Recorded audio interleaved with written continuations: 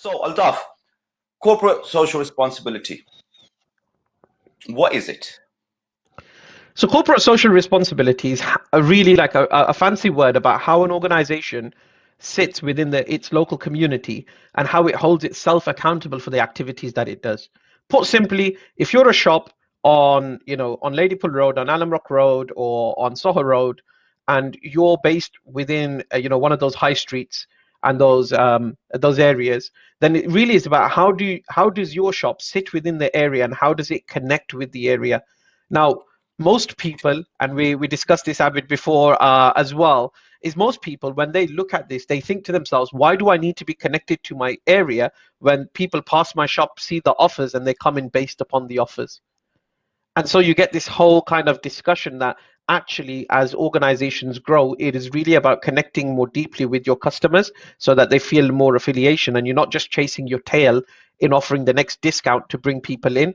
They really understand you as an organization, and you start to really set and define yourself as a brand that's connected to its local people, that's trying to do good as well.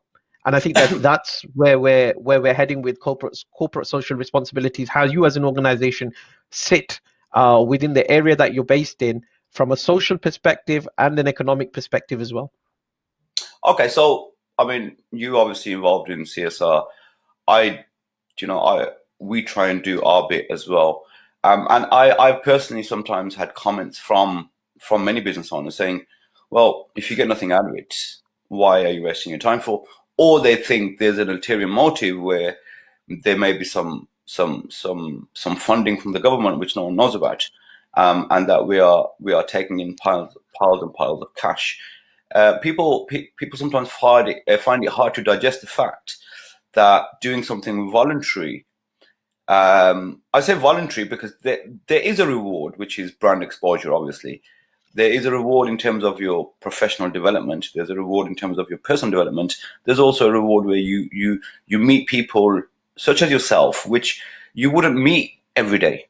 But people still seem to feel that what's in it for me? And businesses, as you mentioned in certain areas, they're just not interested. What would you say to them? I think that when we're looking at CSR, we've got to be looking at what motivates us to do good. And there's three different types of good that I think we can look at in this conversation. There are us as individual people, and us as individual people that drive the organizations that want to do good. And we're driven by a number of different things. Um, at the base of it, for some people, it's religion. At the base of it, for some people, it's their faith. It's their whatever faith they're from. It's their faith that really drives them to do good. For some people, it's about just wanting to provide a better environment as an individual. The second part of it is as a brand, right? Is your brand religiously based, or is it there's this murky middle part where is your brand religiously based and you're governed by how you do things religiously? And the third part, which is what we're discussing today in this version of CSR, is like as a brand, as an organization, how do you sit within your local community and your local area? And to your question, Abid, in terms of like these brands, they don't understand and they don't get it. The reason why they don't understand and they don't get it is because when they're setting up their generally, and this is just a generalization, right? When they're setting up their businesses, they normally get really, really busy in actually running their business without actually understanding the wider impact that it has on the community, and also the benefits that it can bring to their brand as well. So, for Okay. instance, you might do a number of different sorry.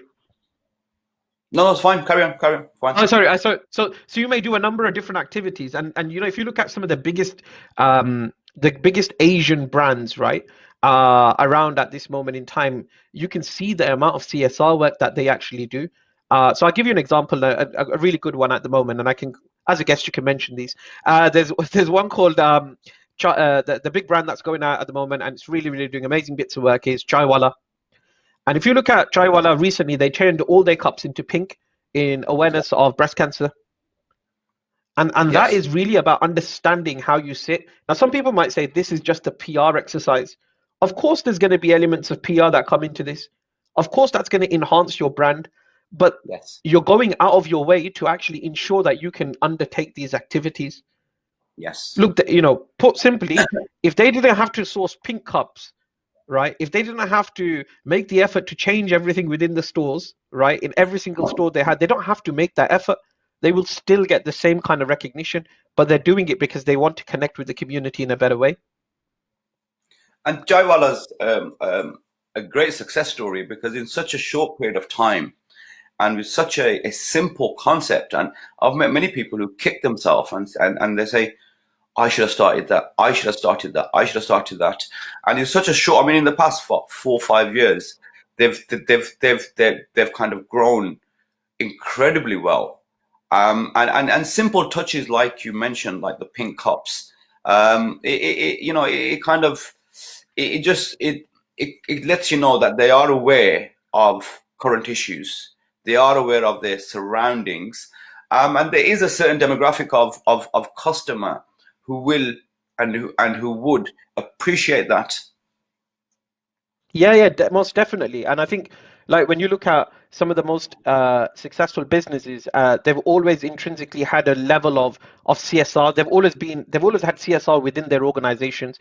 They've always been aware of what they're doing. Some of the, you know, I know of another business on the outskirts of Birmingham, Shropshire, who deals in lamb, Euro quality lambs, and they have a foundation that is amazing, where they're able to really understand the community that they're in, the impact that they directly have on society. Now, I think one thing to clear up here for some of the businesses is we're not telling you to solve all the world's problems with your CSR.